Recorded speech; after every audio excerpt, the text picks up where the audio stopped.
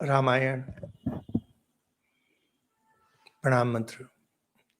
ओम रामाय रामचंद्राय रामभद्राय वेधसे रघुनाथाय नाथाय सीताया पतये नमः।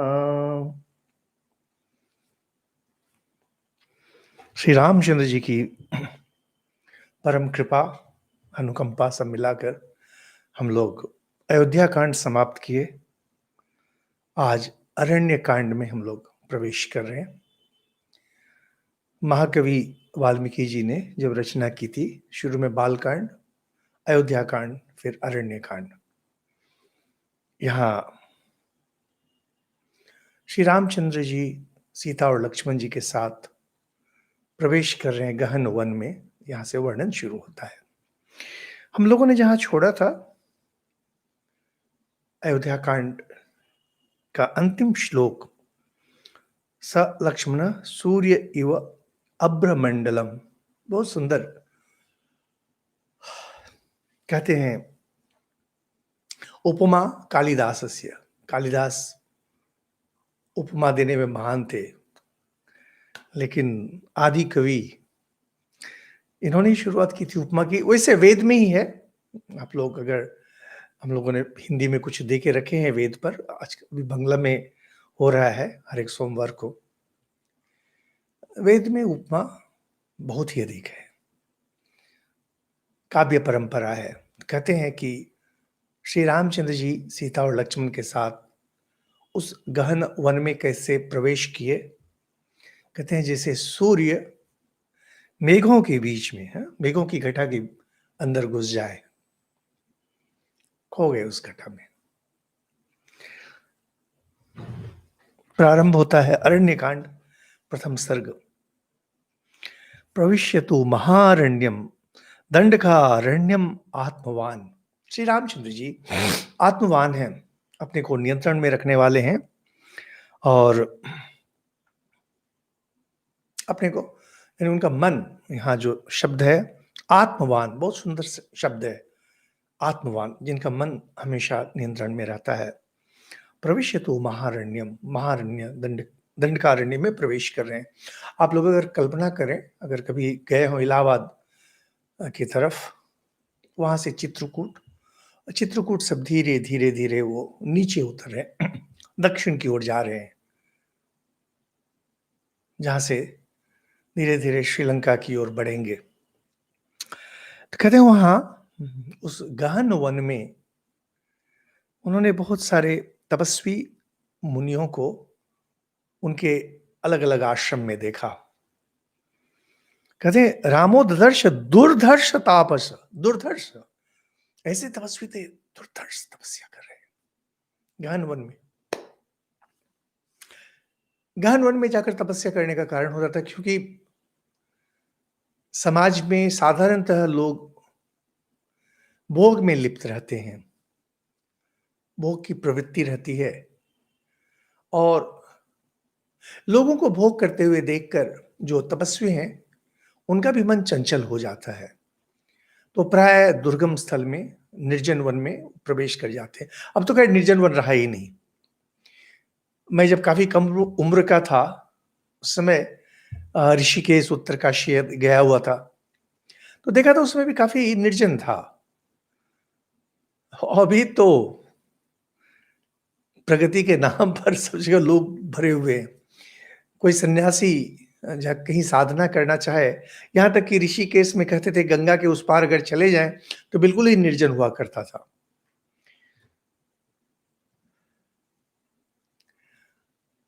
बहुत सारी रचनाएं हैं, ऐसे राहुल वात्स्यायन बहुत प्रसिद्ध लेखक रहे हैं। राहुल वात्स्यायन महापंडित कहा जाता था। तो उनकी भी रचनाओं में वर्णन है कैसे ऋषिकेश बिल्कुल एकांत हुआ करता था। तो कहते हैं कि ऐसे बहुत से आश्रम देखे, उसमें से एक जगह गए तो वहां देखते हैं शरण्यम सर्वभूतानाम, आश्रम की विशेषता कहते हैं शरण्यम सर्वभूतानाम, जो भी आ जाए, जीव जंतु जो भी आ जाए, सबको वहां आश्रय मिलता है, शरण मिलता है, और बिल्कुल साफ सुथरा। आश्रम की विशेषता है साफ-सुथरा। अभी हमारे एक मित्र हैं, अ, वो रामकृष्ण मिशन को बहुत अच्छी तरह से नहीं जानते हैं। तो एक बार आए बेलूर मठ और पहली बात कहते हैं कि देखिए, कितनी साफ-सफाई है यहाँ पर बेलूर मठ मंदिर में, कितना साफ है। साधारणतः जब भी हम लोग हिंदू मंदिर के बारे में सोचते हैं, तब लोग सोचते हैं हिंदू मंदिर माने गंदगी होगी। बिल्व-पत्र, फूल, जल सब इस तरह से दिया जाता है तो धीरे-धीरे सनकर कीचड़ बन जाता है। कहीं किसी भी मंदिर में जाइए। इसमें मंदिर वालों का कोई दोष नहीं है, मंदिर वाले तो दिन में 2 बार, 3 बार, 4 बार सफाई करते हैं। लेकिन लोग बाग वहाँ पर जाकर कितना कुछ देते हैं, फूल-पत्ते, वो कुछ ही देर में वो मलबा बन जाता है। लेकिन आश्रम की विशेषता है खुल स्वच्छ, शांत। आपका घर संसार जो है, जिस समाज में रहते हैं, जिस घर में रहते हैं, उसको भी बिल्कुल ऐसा ही होना चाहिए। स्वच्छ और सब कुछ करीने से रखा हुआ हो, सुंदर ढंग से रखा हुआ हो। घुसकर ही एक शांति मिले। सामान इतना अधिक नहीं हो कि वह कबाड़ लगे। तो कहते हैं कि वन्य पशु भरे हुए हैं और पक्षीगण भरे हुए हैं चारों तरफ। और कहते हैं कि इतना सुंदर, इतना मनोरम, अप्सराएँ वहाँ आकर रोज़ नृत्य किया करती थी। कवि की कल्पना है। बलि होमार्चितम पुण्यम ब्रह्म घोष निनादितम। बलि, बलि होम। यहाँ बलि, बलि शब्द बहुत महत्वपूर्ण शब्द है। लोग प्राय बलि का अर्थ लगाते हैं कि छाग बलि, बकरे को काटा जाता था, नहीं, बिल्कुल नहीं। बलि यह एक बहुत प्रसिद्ध पूजा है, उसको बोलते हैं बलि वैश्वदेव। विश्वेदेवा, विश्वेदेव वेद में बहुत प्रचलित देवता हैं, जहाँ किसी एक देवता की पूजा नहीं, ये देव समूह है, जितने सारे देवता हैं। वेद में एक जगह कहते हैं कि कितने देवता हैं, तो कहते हैं 33। पृथ्वी के 11, अंतरिक्ष के 11 और स्वर्ग के 11, 33। वहीं से 33 करोड़ देवता हो गए हैं। तो इस यह जो देवता समूह है, देवता समूह को विश्व देवा के रूप में, और वेद में इसके बहुत सारे प्रार्थना आते हैं, सूक्त, बहुत सारे सूक्त आते हैं, जहाँ पर कि उनकी पूजा की गई है। मनु जब अपनी स्मृति की रचना कर रहे थे, वेद का धर्म उस समय भी प्रचलित था और वो एक जगह कहते हैं कि बलि वैश्वदेव, यह यज्ञ हर गृहस्थ को नियमित करना चाहिए, जिसमें कुछ विशेष पूजा आदि है, जैसे अभी वह सब बदल करके गृह देवता की पूजा आदि पर यह चली आई है। तो कहते हैं वहां पर यह बलि यानी बलि वैश्वदेव और होम नियमित होता था, और साथ में ब्रह्म घोष, वेद पाठ, वेद पाठ को कहते हैं ब्रह्म घोष। अभी आजकल आप देखेंगे सब कुछ इंटरनेट पर चलाया है। पहले तो गुरु के आश्रम में जाकर सब सीखना पड़ता था, सामगान और वेद की ऋचाएं। साधारणतः आपको कान में जो आएंगे रास्ते में, वो जितने सारे फिल्मी संगीत, फिल्मी गाने, और अब तो भजन भी फिल्मी गाने की ही धुन पर होते हैं, लोग उसी पर नाचते हैं। अगर आप लोगों को सच में थोड़ी भी रुचि है, धर्म के प्रति अगर थोड़ा भी आग्रह है, हिंदू धर्म के प्रति थोड़ी भी श्रद्धा अगर आपको रह गई है, यूट्यूब में जाइए, वहाँ आपको बहुत सुंदर-सुंदर मिलेंगे वेद पाठ, बहुत सुंदर मिलेंगे सामगान। उस सबको डाउनलोड कर लीजिए और सुबह में जहाँ तक संभव हो दिन भर उन्हीं को चलाते रहिए। यहाँ पर जो ब्रह्म घोष निनादितम, ब्रह्म घोष निनाद हो रहा है, वेद मंत्र का उच्चारण हो रहा है। क्या सब गाना सब लोग लिखते हैं, ना कविता है, ना छंद है, ना कुछ है, केवल हो हा हू हा करते रहते हैं। सब सुनने से किसी का भला नहीं होता है। कुछ लोग पैसा कमा लेते हैं, उनको थोड़ा भला होता है, लेकिन यह बहुत आवश्यक है। जो चाहते हैं कि मेरे अपने जीवन में कुछ परिवर्तन हो, आध्यात्मिक उन्नति हो, उनके लिए आवश्यक रहता है कि उनके कानों में वेद ध्वनि थोड़ा प्रवेश करे, गूंजे। और अब बहुत आसान हो गया, पहले बहुत कठिन था, लेकिन अब बहुत आसान हो गया है। कहते हैं कि उन आश्रमों में बस फल मूल खाने वाले और काले मृग का चर्म धारण करने वाले, वल्कल आदि पहने, जितेंद्रिय, साथ में सूर्य और अग्नि के समान तेजस्वी साधु सन्यासी संत अगर तेजस्वी नहीं हुए तो फिर साधु घर छोड़ा क्यों? हमारे यहाँ बहुत सारे अभी नए ब्रह्मचारियां हैं, ब्रह्मचारी हैं जो नवागत, जो नए आए हुए रहते हैं, और सब विदेश से पढ़े हुए हैं, विदेश में पढ़ाते थे। 6-7 हैं भी ऐसे, सब पीएचडी करके। यहाँ पर जैसे ही आश्रम में रहना शुरू करते हैं, कुछ ही दिन बाद, 1 महीने 2 महीने बाद उनका चेहरा बिल्कुल दीप्त हो जाता है। आज ही मैं एक ब्रह्मचारी को बोल रहा था, बिल्कुल नए आए हैं, अमेरिका में थे, पढ़ाते थे, फिजिक्स पढ़ाते थे, पीएचडी किए हैं। तो उनको मैं बोल रहा था कि देखो भाई, मुश्किल से तुम्हारा 1 महीना हुआ है और तुम्हारे चेहरे से अब कांति निकलनी शुरू हो गई। तो वो हँस के बोला कि हाँ, देखिए बाहर में इतना तनाव, इतना कुछ रहता है, यहाँ मन शांत हो रहा है। इसी की उपमा देते हैं सूर्य और अग्नि के समान। आप लोग देखेंगे, अगर आप लोग भी धर्म में अगर मन लगाना शुरू करें, ये जो बकवास गाने हैं, इन्हें सुनना बंद कर और बकवास बोली पड़ोसी की और घर की, इसको अगर बंद कर, घर में धीरे से अगर वेद मंत्र को लगा दें, अर्थ समझें, अर्थ नहीं समझें, देखेंगे धीरे धीरे परिवर्तन आना शुरू होगा। आपका चेहरा बिल्कुल दूसरी तरह का होना शुरू हो जाएगा। पुण्येश नियताहारे, भोजन आहार आदि जो करते हैं, पुण्य और नियत। श्री रामकृष्ण देव बहुत सुंदर कहते हैं, कहीं सुने होंगे, कि कहते हैं कि पहले के ऋषिगण कितनी मेहनत करते थे। सुबह सुबह आश्रम से निकल जाते थे गहन वन में, दिन भर तपस्या करते थे, शाम में आकर थोड़ा फल मूल ग्रहण करते थे।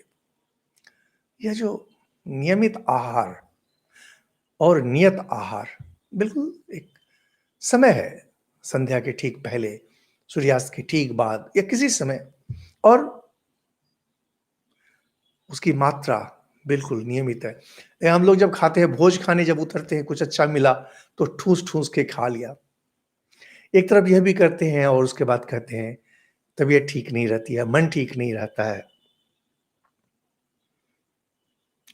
श्री रामचंद्र जी वहां जाकर धनुष से प्रत्यंचा उतार दिए, रस्सी ढीली कर दिए, यानी यह जो तैयार हैं, कोई जंगली जानवर आ जाए, कोई राक्षस आ जाए, इसका भय अब नहीं रहा।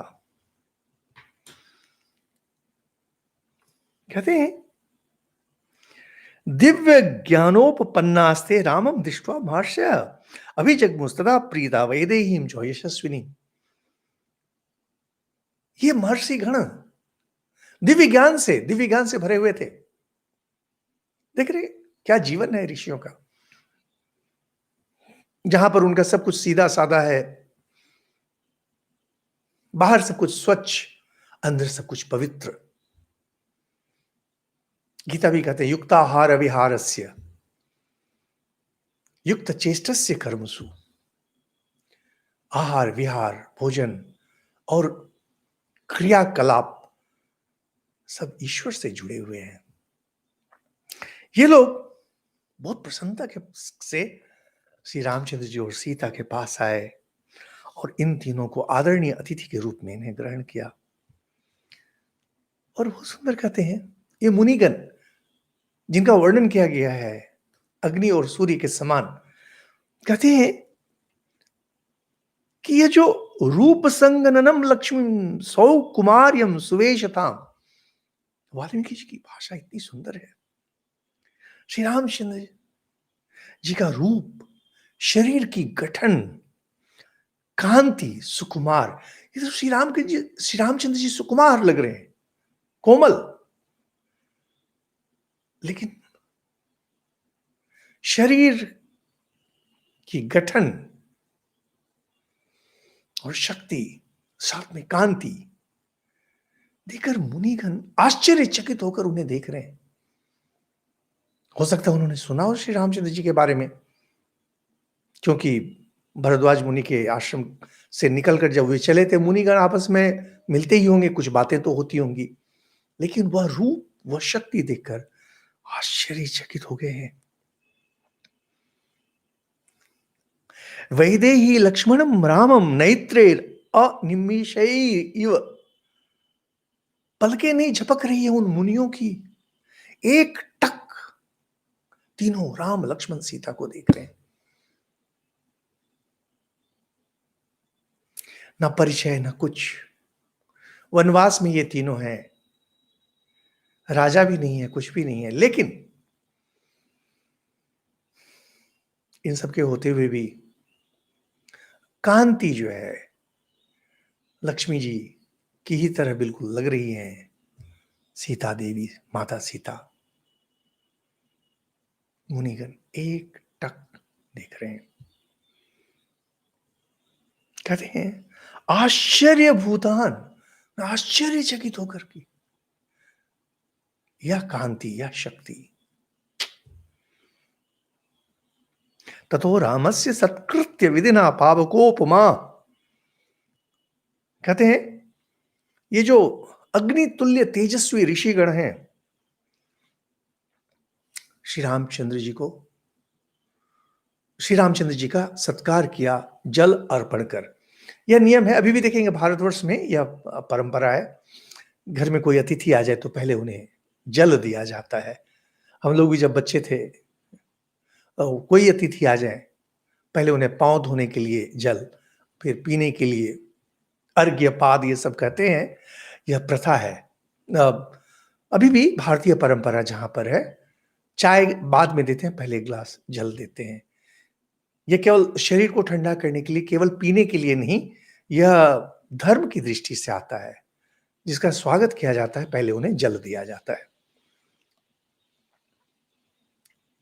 तो कहते हैं आश्रम में जितने फल, मूल और फूल आदि थे, श्री रामचंद्र जी को उन्होंने अर्पण किया। ऋषियों का आश्रम में क्या कुछ भी नहीं है, क्या देंगे।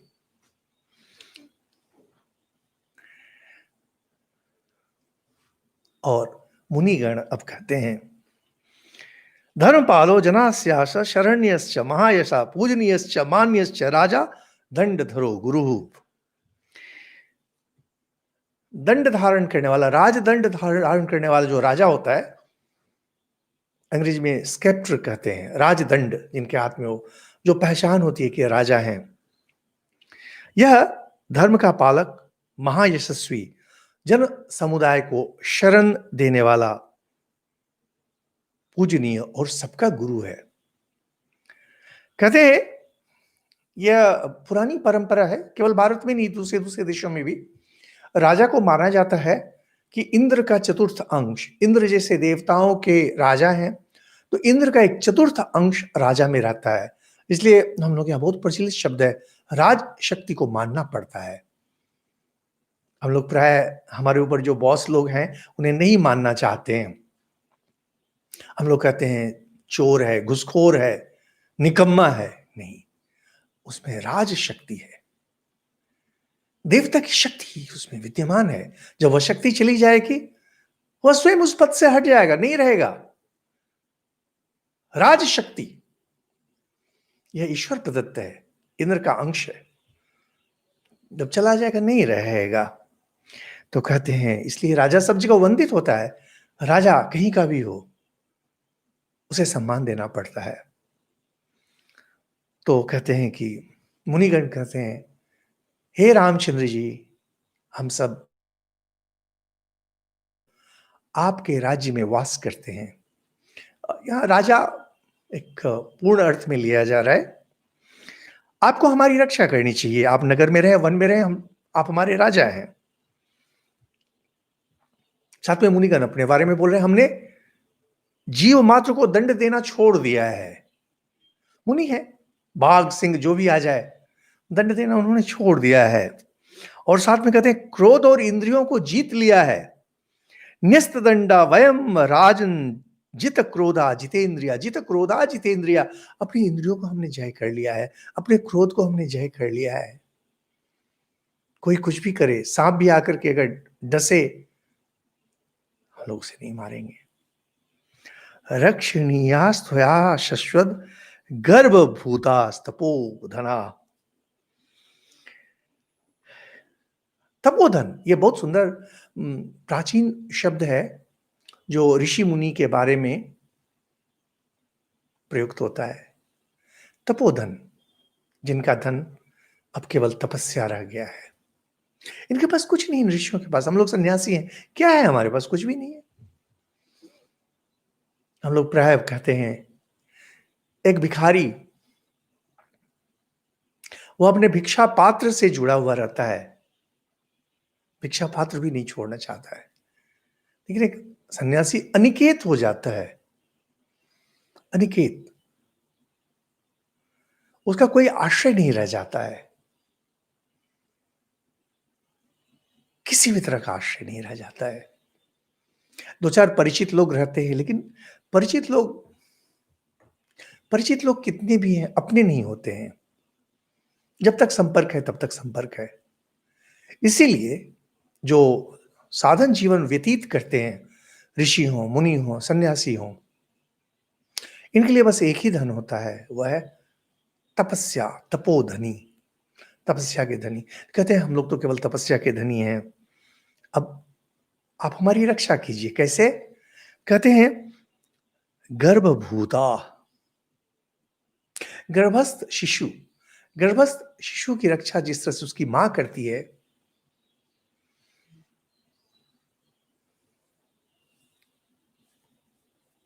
गर्भवती नारी, गर्भवती मां, वह हमेशा सजग रहती है। मेरा शिशु जो पल रहा है गर्भ में, उसके बारे में हमें बहुत सोचना है। श्री रामकृष्ण देव बहुत सुंदर कहते हैं कि सासू मां, सास अपनी वधू का, पतोहू का काम धीरे धीरे कम करना शुरू कर देती है। तुम्हें दिख नहीं, काम करना पड़ेगा, क्योंकि गर्भस्थ शिशु के बारे में सोचना है। तो कहते हैं कि हम लोग असहाय हैं, हे राजा रामचंद्र जी, हम लोग की रक्षा आप उसी तरह से कीजिए जैसे एक मां गर्भस्थ शिशु की करती है। यह सब करके श्री रामचंद्र जी का सत्कार किया और तृप्त किया उन्हें। लेकिन जैसा कि समझ सकते हैं, बिल्कुल साधारण जीवन है।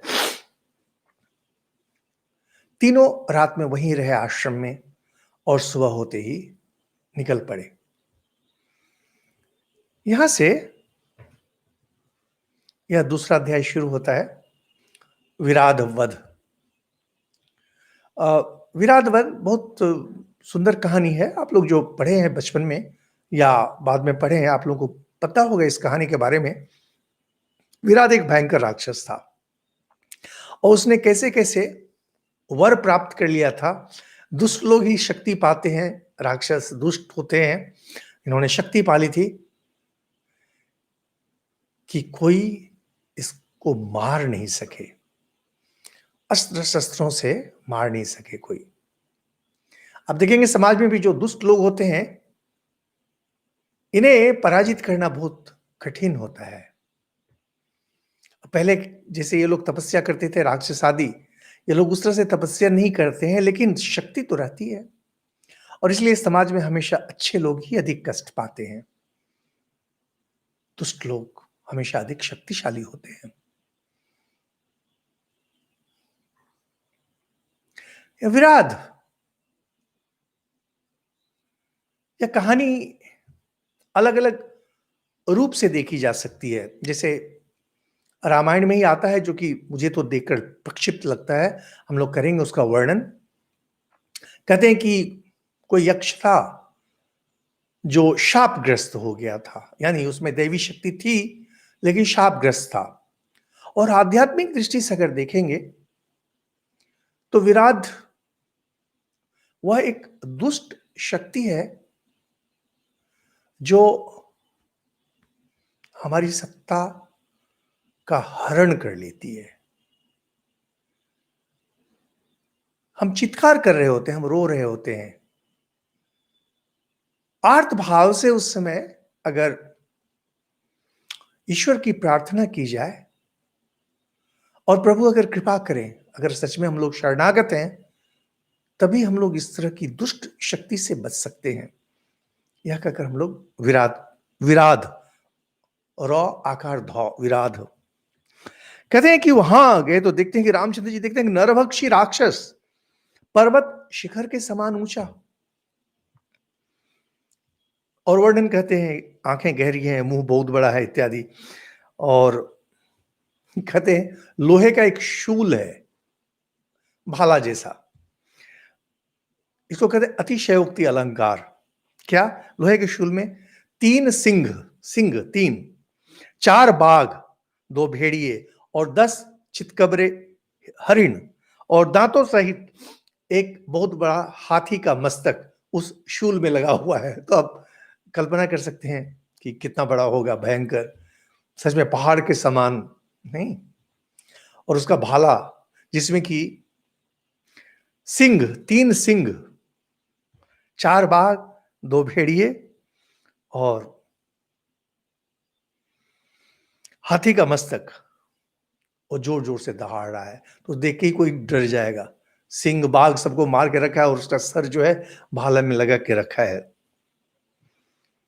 और जैसे उसने देखा कि राम लक्ष्मण और सीता को, तो भयंकर आवाज करते हुए दौड़ा,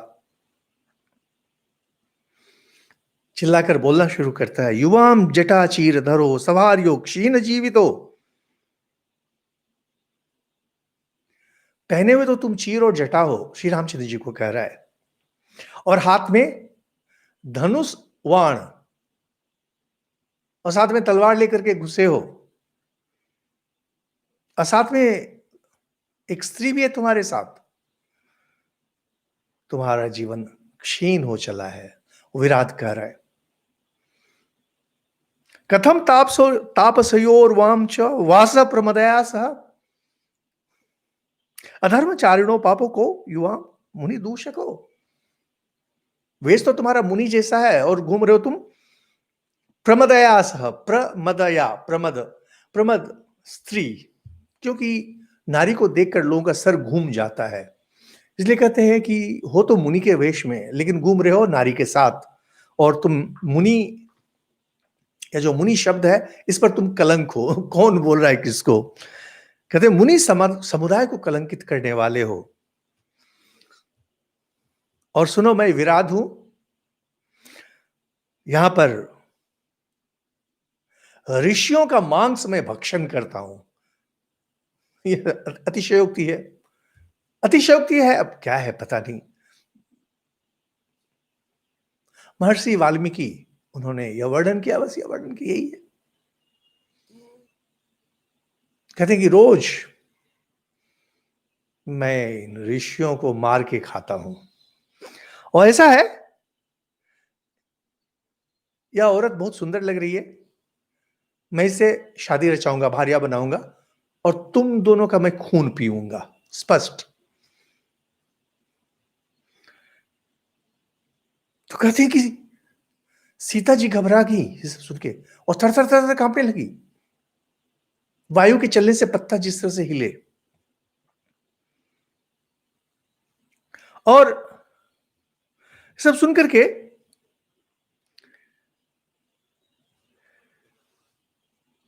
यहां पर स्पष्ट रूप में तो नहीं है, लेकिन वहां है कि विराध सीता जी को पकड़ लिया है।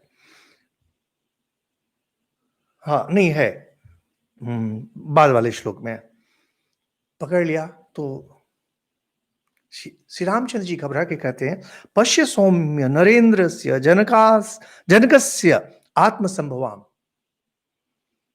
हे लक्ष्मण, देखो देखो, महाराज जनक की पुत्री और मेरी सती साध्वी पत्नी सीता विराट के अंक में, विराट ने पकड़ लिया है। बहुत दुखी होकर श्री रामचंद्र जी बोले जा रहे हैं कि कितने कष्ट की बात है, कितने दुख की बात है, सुख में पली सीता इस राक्षस के चंगुल में फंस गई है। और श्री रामचंद्र जी विलाप करना शुरू करते हैं, केकेयास्तु सुसंवृत्तम क्षिप्रम अद्यैव लक्ष्मणा यानु तुष्यति राज्येन पुत्रार्थे दीर्घदर्शिनी। हम लोग साधारणतः रामचरितमानस पढ़कर बड़े होते हैं और ये सीरियल आदि, जहाँ की श्री रामचंद्र जी भगवान के रूप में आते हैं और सब कुछ में शांत हैं। वाल्मीकि रामायण में ऐसा नहीं है। श्री रामचंद्र जी दुखी हो गए हैं सीता की ये दुरवस्था देखकर और कहते हैं कि देखो, हमारे लिए जिस दुख की प्राप्ति कैकेयी को अभिष्ट थी, कैकेयी जो चाहती थी कि हमें दुख मिले, आज वह सिद्ध हो गया। कैकेयी यही चाहती थी कि हमें दुख मिले, देखो सिद्ध हो गया। और यह जो दूरदर्शिनी कैकेयी थी, इसने केवल अपने बेटे के लिए राज्य नहीं मांगा, हमारे लिए वनवास भी मांगा जिससे कि हमें कष्ट हो। यया हम सर्वभूतानां प्रिय प्रस्थापितो वनम, कि मैं देखो सबके लिए प्रिय था, लेकिन मेरी मछली माता कैकेयी, उसने वन में भेज दिया और आज वह सफल मनोरथ है। उसके मन में जो इच्छा थी वह इच्छा पूरी हो गई। परस्पर्शात् तु वैदेह्या न दुःख तरम, अस्थि में सीता जी को कोई और स्पर्श कर ले, इससे बढ़कर दुख मेरे लिए और क्या हो सकता है, किसी भी पति के लिए और क्या हो सकता है। कहते हैं कि पिताजी की मृत्यु से और मेरे अपने राज्य के अपहरण से मुझे जितना दुख हुआ था, यहां पर स्पष्ट श्री रामचंद्र जी कह उन्हें दुख हुआ था कि यह जो राज्य का अपहरण हो गया, राज्य जो चला गया, कहते उससे भी अधिक दुख अभी मुझे हो रहा है, क्योंकि सीता जी अर्धांगिनी है, जीवन संगिनी है, उसका अपहरण हो गया है।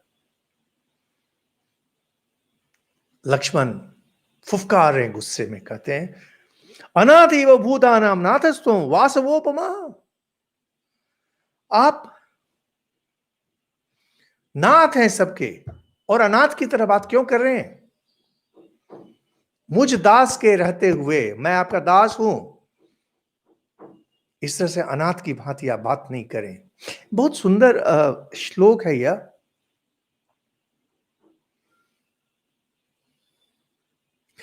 अभी मेरी पुस्तक निकली है क्रतु, उसमें एक बहुत सुंदर वाक्य मैंने दिया है, जिस व्यक्ति को किसी से कुछ मांगना पड़े, समझना चाहिए उसे कोई मित्र नहीं है। अगर आपको सच में कोई मित्र है, सच में कोई बंधु है आपका, सच में वास्तव में अगर है, तो आपको कभी किसी से कुछ मांगना नहीं पड़ेगा, क्योंकि वह बंधु, वह मित्र पहले ही आपकी आवश्यकता की पूर्ति कर देगा। मित्र को पता रहता है आपको क्या चाहिए। मित्र को पता रहता है जो आपका सच में हितैषी है, जो जैसे मां पहले से जानती है कि मेरे बच्चे को भूख लगेगी, पहले से तैयार रहती हैं। मेरे बच्चे को इसकी आवश्यकता है, मां को पहले से ही पता रहता है। श्री श्री मां शारदा देवी बहुत सुंदर कहती हैं अपने शिष्यों को, देखो हमेशा इस बात को मन में रखना, संसार में कोई हो नहीं हो, मैं तुम्हारी मां हूं। यह अगर आप किसी के बंधु हैं, अगर आप किसी के हितैषी हैं, किसी के मित्र हैं, आप तभी सच के मित्र हैं, सच के बंधु हैं, जब जिनके साथ आप जुड़े हैं उनके मन में इच्छा जगे, उसके पहले ही उसे पूरी कर दें। तो क्रतु में वो बहुत सुंदर वह मन में यह बात आई थी, जिसे किसी से कुछ मांगना पड़े समझ लो उसे कोई मित्र नहीं है। लक्ष्मण जी यही बात कर रहे हैं कि क्या है, आप इस तरह से क्यों बातें कर रहे हैं, मैं हूं, मैं खुद करूंगा, आपको बोलने की भी आवश्यकता नहीं, मैं करता हूं। अभी देखिए, अभी देखिए कैसे यह दुष्ट राक्षस जमीन पर गिरता है। और साथ में कहते हैं, बहुत सुंदर 25 नंबर श्लोक है द्वितीय सर्ग में, राज्य कामे मम क्रोधो भरते यो बभूव। लक्ष्मण जी का गुस्सा अभी तक शांत नहीं हुआ है भरत के प्रति। कहते हैं भरत के प्रति जो मेरा क्रोध जमा हुआ है राज्य के अपहरण से, अब भी वह गुस्सा मैं इस विराट पर निकालूंगा। देखिए इतना कुछ हो गया है नहीं, श्री रामचंद्र जी ने इतना समझाया, सब कुछ किया, लेकिन और भरत आए, मिले, रोना धोना सब कुछ हुआ, लेकिन क्रोध क्रोध इतना आसान नहीं होता, इतनी आसानी से नहीं जाता है। हम जिस पर क्रोध करते हैं, हम लोग बोलते हैं फॉरगेट एंड फॉरगिव। फॉरगिव हम लोग कभी कभी कर दे सकते हैं, फॉरगेट कभी नहीं होता है। भूलो और माफ करो, भूलो और माफ करो। माफ कर सकते हैं, भूलते नहीं है। लक्ष्मण जी भी नहीं भूल रहे, अभी श्री रामचंद्र जी भी हमने देखा कैसे भूल नहीं रहे हैं। और लक्ष्मण जी बोल रहे हैं कि भरत पर जो मेरा गुस्सा जमा है, अब इस पर निकलेगा। उधर विराट बोलता है, तृतीय सर्ग शुरू होता है, कौन हो तुम? तो श्री रामचंद्र जी अपना वर्णन कर रहे हैं, उधर सीता फंसी हुई है उसकी चंगुल में, भयंकर है देखने में। कहते हैं कि परिचय देते हैं, मैं इक्ष्वाकु कुल का हूं और सदाचार का पालन करने वाला क्षत्रिय हूं। अब तुम बतलाओ तुम कौन हो? तो वो कहता है तुम कौन हो? तो विराट कहता है मैं राक्षस हूं, मेरी माता का नाम शतहृदय है, परिचय दे रहा है, और जव मेरे पिताजी का नाम है। मैंने तपस्या द्वारा ब्रह्मा को प्रसन्न किया है कि शस्त्र से मेरा वध नहीं हो। जब भी कोई राक्षस या कोई भी कोई तपस्या जब करता था और कहता था कि मुझे अमर बना दे, तो ब्रह्मा सीधे कह देते थे, या शिव या जो भी हो, अमर यहां कोई नहीं हो सकता है, कोई दूसरा वर मांग लो। इसलिए पुराण आदि में देखेंगे बहुत सारी कहानी जहां पर कि कुछ ऐसी बातें दी जाती है, जैसे जब हिरण्यकश्यपु ने वर मांगा था, यही मांगा था, दिन में नहीं मृत्यु हो, रात में नहीं मृत्यु हो, जमीन पर नहीं हो, आसमान में नहीं हो, इस तरह से। और भगवान जी जब उसे मारना चाहते हैं तो उसमें कानून में छेद निकाल ही लेते हैं। तो कहा कि शस्त्र से मेरा कभी वध नहीं हो, संसार में अछेद्य अभेद्य होकर आत्मा जैसे है, यह दुष्ट शक्ति है। दुष्ट शक्ति अछेद्य अभेद्य रहती है। हमारे अंदर जो दुष्ट शक्ति है, अछेद्य अभेद्य, हम लोग बुरे नहीं हैं, हम लोग बुरा बनना भी नहीं चाहते हैं, हम लोग बुरा कर्म करना भी नहीं चाहते हैं, लेकिन हमारे अंदर जो कामना वासना है, यह कामना एक अभेद्य अछेद्य शक्ति बनकर हमारी धर्म दृष्टि का अपहरण कर लेती है। कहते हैं कि इस युवती को यहां छोड़ दो, तुम दोनों भागो यहां से, क्योंकि युवती को मैंने ले लिया इसलिए तुम दोनों को मैं छोड़ दे रहा हूं, चलो भागो यहां से। तुम अगर भागे तो तुम दोनों के प्राण नहीं लूंगा। अब रामचंद्र जी भी क्रोध में आ गए हैं। क्षुद्र धिक तुम हीनार्थम, तुम क्षुद्र हो, हीन हो, और तुम्हारी मौत तुम्हें ढूंढ रही है। तो ये इतना सुंदर है,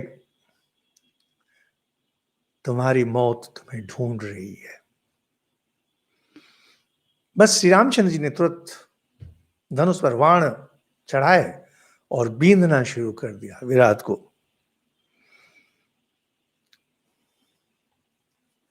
और वे बाण इतने शक्तिशाली थे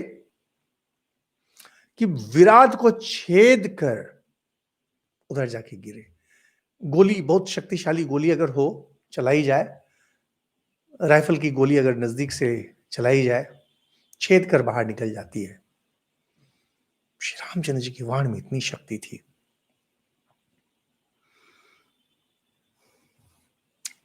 विराट सीता को रखा और राम और लक्ष्मण पर इकट्ठा टूट पड़ा, उसे उस पर कोई असर नहीं पड़ा बाण का।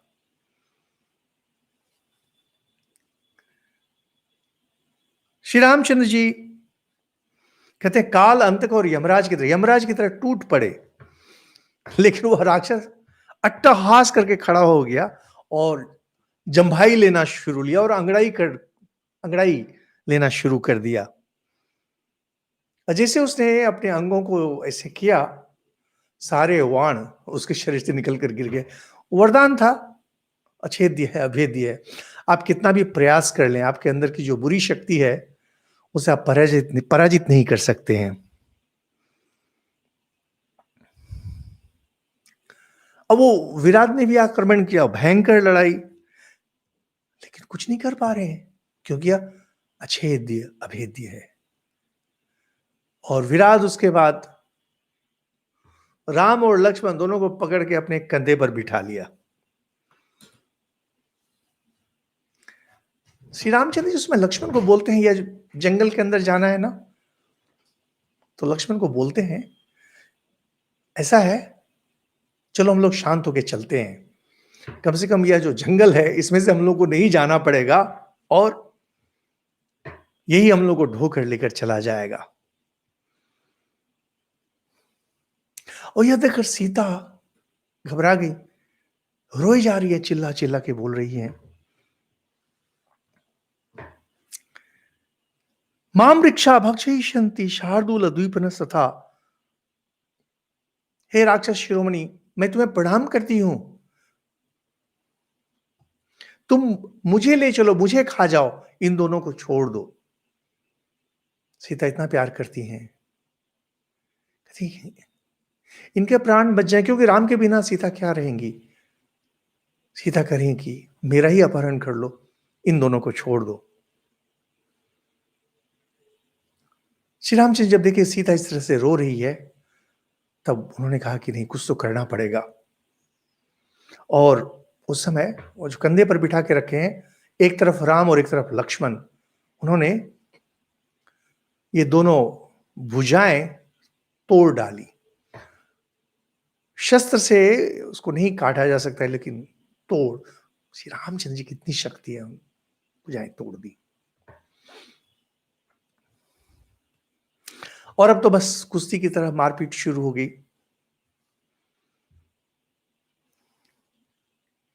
श्री रामचंद्र जी कहते हैं, लक्ष्मण देखो, तपस्या किए से वर प्राप्त है, इसे तो हम लोग मार नहीं सकेंगे। हम लोग कुछ भी प्रयास कर दें, यह मरने वाला तो नहीं है। हम लोग इसको ऐसा करते हैं, जल्दी से यहां गड्ढा खोद लेते हैं और उसमें इसको दफन कर देते हैं सीधे। शस्त्र से नहीं मरेगा, मारने से तो नहीं मरेगा, इसको जिंदा दफन देते हैं। नहीं, राजा लोग सजा देते थे, कहते थे दीवार में चिनवा देंगे, तुमको जिंदा गाड़ देंगे। तो श्री रामचंद्र जी ने यही किया था, इसको जिंदा गाड़ देना, इसके बिना यह नहीं जाने वाला है। आप अपने अंदर के शत्रु को अगर सोचते हैं कि आप इसे मार सकेंगे, समाप्त कर सकेंगे, संभव नहीं, उसे जिंदा ही दफनाना पड़ता है। श्री रामचंद्र जी उधर लक्ष्मण को बोले, तुम जल्दी से गड्ढा खोदो, और उसके गले पर श्री रामचंद्र जी ने अपना पांव रख दिया, दबा करके उसे दबा दिया। यहां 13 नंबर से शुरू होता है, यह पूर्णतः प्रक्षिप्त है, मैंने बाद में किसी ने जोड़ा है, क्योंकि प्रसंग पूरा बदल जाता है इस जगह।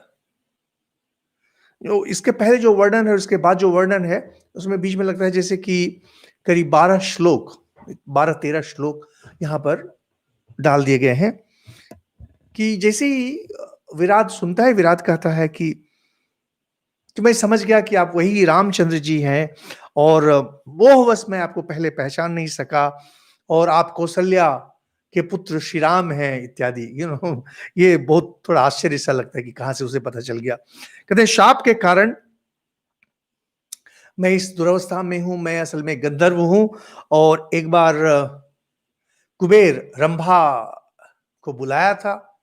कुबेर राजा है यक्ष के, और रंभा को लेकर मैं भाग गया था, उस पर कुबेर कुपित हो गए थे, उन्होंने मुझे श्राप दिया था, उस श्राप के कारण मैं ऐसे था।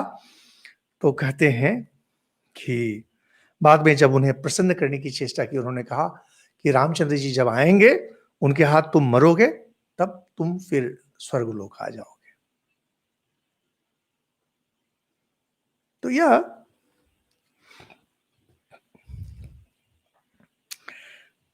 इसके बाद कहते हैं कि हे रामचंद्र जी, आप मुझे इस तरह से अगर दफना दें, इस तरह से मुझे मिट्टी में दफना दें जमीन में, तो मैं मुक्त हो जाऊंगा और पुनः मैं गंधर्व शरीर को पा जाऊंगा। यहां पर केवल एक साधारण बात है, हम लोग अपने शरीर से इतने मोहित हैं, अपने शरीर को हम इतना प्यार करते हैं कि हम लोग को यह पता भी नहीं रहता है कि हम लोग किस तरह से सीमित हो गए हैं। हमारा ज्ञान इतना सीमित हो जाता है कि इंद्रियों के माध्यम से जो ज्ञान आता है, केवल उतना ही हम जान सकते हैं। शरीर में हम लोग इस तरह से सीमित हैं, इस तरह से बंधन में हैं कि अधिक चल भी नहीं सकते, एक बार में एक ही कदम चल सकते हैं।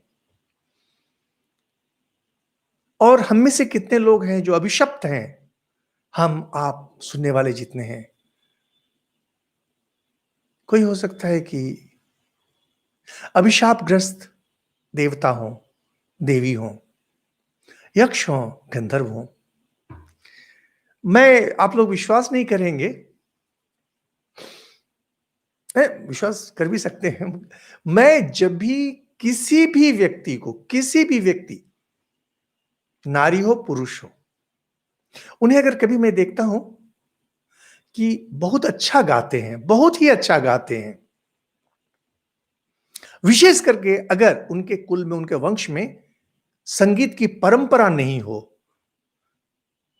तो मुझे हमेशा लगता है कि यह तो शापग्रस्त है।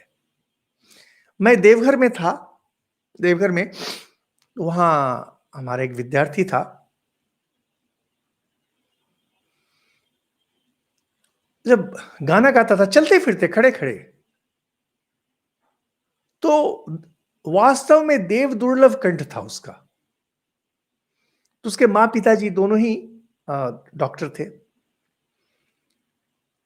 छोटा बच्चा था, 5वीं 6वीं में पढ़ता था। तो मैंने उसकी माँ को कहा कि आप देखिए, अगर इसे संगीत विद्या घर पर जब रहता है, क्योंकि देवघर तो आवासीय विद्यालय है, अगर दे सकें। उन्होंने व्यवस्था की। तो उनके शहर में एक बहुत ही प्रसिद्ध गायक हुआ करते थे, जो काफी वृद्ध हो गए थे। तो इन लोगों ने जो विनती की, आए सुनाने के लिए, करीब 80 साल से ऊपर थी उनकी उम्र। तो इसको जब सिखाना शुरू किया, बार बार इनके माँ पिताजी को बोलते थे कि यह तो शापग्रस्त गंधर्व है, तो शापग्रस्त है, ऐसा गलत तो असंभव है। और यह बालक इतना चंचल था, उसके ही मुंह से मैंने कहानी सुनी है। वह बहुत बहुत प्यारा बच्चा था। तो जैसे ही आचार्य उसे हारमोनियम देकर बोलते थे तुम गाओ, वो हारमोनियम लेकर के तुरंत सिनेमा का गाना बजाना शुरू कर देता था। और वे नाराज वृद्ध आचार्य नाराज हो जाते थे, मारने के लिए दौड़ते थे, भाग जाता था। अंत में नहीं ही सीखा। खैर अभी बहुत बड़ा डॉक्टर है, बहुत बड़ा डॉक्टर है। तो अभी बीच में उसने एक भेजा था, मैंने देखा, सब समाप्त हो गया, चर्चा नहीं की उसने। लेकिन मुझे उस समय भी लगता था, उन्होंने भी कहा यह तो शापग्रस्त गंधर्व है। उसी से देखेंगे कुछ बच्चे होते हैं, नृत्य कला, कुछ बालक होते हैं अति मेधावी, अति मेधावी, उनकी मेधा इतनी है, देखकर लगता है कि पिछले जन्म में कोई ऋषि रहा होगा, जरूर कोई ऋषि रहा है, क्योंकि मेधा केवल ऋषियों को होती है, देवताओं को नहीं होती है।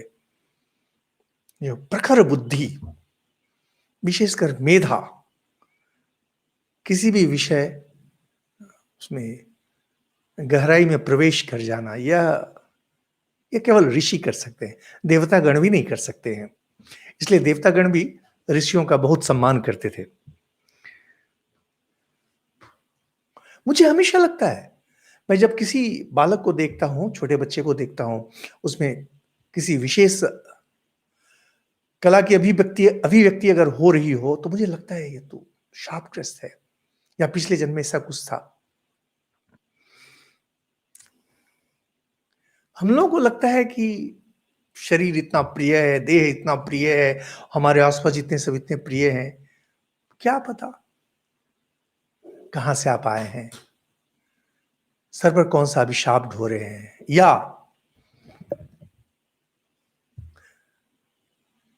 आपके ऊपर कर्म का कौन सा बोझ चल रहा है जो आपसे यह सब करा रहा है। यह चेतना अगर आ जाए, यह चेतना, यही जागरूकता है। यह चेतना जब एक बार अंदर में जग जाए, उसके बाद ही हम अपनी उन्नति का प्रयास करना शुरू करते हैं। वास्तविक उन्नति वहीं से, वास्तविक प्रगति वहीं से शुरू होती है। तो कहते हैं कि यहां पर एक बहुत सुंदर है, क्यों विराट कह रहा है बाद वाले श्लोक में, सनातन नियम है, चिरंतन नियम है कि राक्षसों को जमीन में दफना देना चाहिए। कारण है, हिंदू लोगों की अंत्येष्टि, दाह संस्कार जो होता है, अग्नि को समर्पित किया जाता है। साधारणतः अग्नि को समर्पित किया जाता है। और कब्र देना, मिट्टी में दबा देना, दफना देना, हमारे यहां जो राक्षस हैं उनके लिए यह परंपरा है। जो राक्षस हैं, जो असुर हैं, जो राक्षस वंश से आए हैं, उन्हें ही मिट्टी में दफनाया जाता है।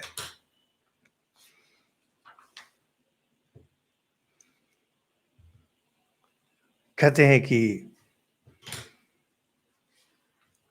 यह 25 नंबर श्लोक जब खत्म होता है, जिसको मैंने कहा कि बाद में हो सकता है कि जोड़ा गया हो, तो श्री रामचंद्र जी कहते हैं कि अवटे ये निधि यंते तेषाम लोका सनातना।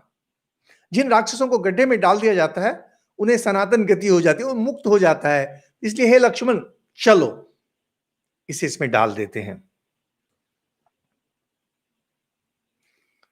लक्ष्मण जी गड्ढा खोद रहे हैं और हाथी को दफनाने के लिए जितना बड़ा चाहिए उस तरह का एक गड्ढा जल्दी जल्दी जल्दी उन्होंने खोद डाला, और विराट वहां पर दबा पड़ा है। उसके गले पर श्री रामचंद्र जी उसके गले को दबा के रखे अपने पैर से। गड्ढा जैसे तैयार हो गया, श्री रामचंद्र जी ने अपना पांव हटा लिया और लक्ष्मण उसे पकड़कर गड्ढे में डाल दिए। और वहां से विराट जोर जोर गर्जन करना शुरू किया। तो यह देखिए, यही है जहां पर कि नहीं मिलता है। पहले तो विराट प्रार्थना कर रहा है कि मुझे कर दीजिए, और उसके बाद 2 श्लोक बाद ही आता है कि विराट गर्जन किए चले जा रहा है। तो यह कहीं पर मिलता नहीं है, मेल नहीं खाता है। खैर, लेकिन कहानी यही है। आप जो भी रामायण देखेंगे, कहानी यही है कि विराट को मारना असंभव था।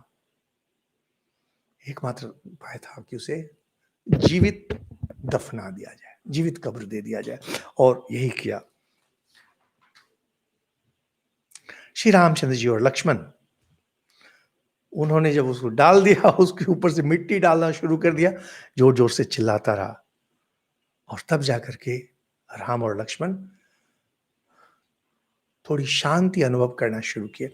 जैसे मैंने बतलाया कि मैं जब भी यह विराट प्रसंग देखता हूं, पढ़ता हूं, सोचता हूं, मुझे हमेशा लगता है कि देखिए,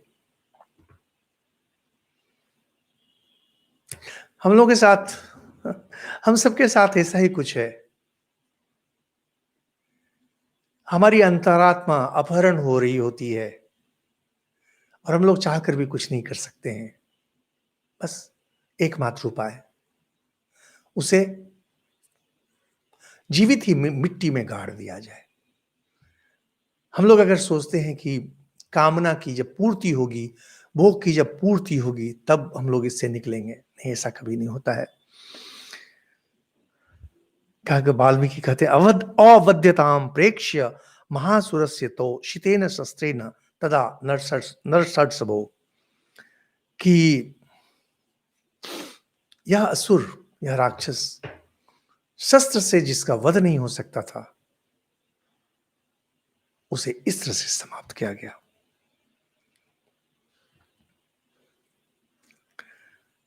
कहते हैं उसके बाद ये आप लोग रामकृष्ण मिशन से जुड़े हुए हैं। एकादशी के दिन राम नाम होता है, उसमें बहुत सुंदर है। दुष्ट विराध विनाशन राम।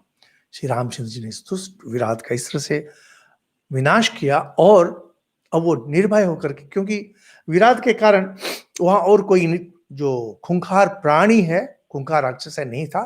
श्री रामचंद्र जी निर्भय उस वन में घूमना शुरू किए।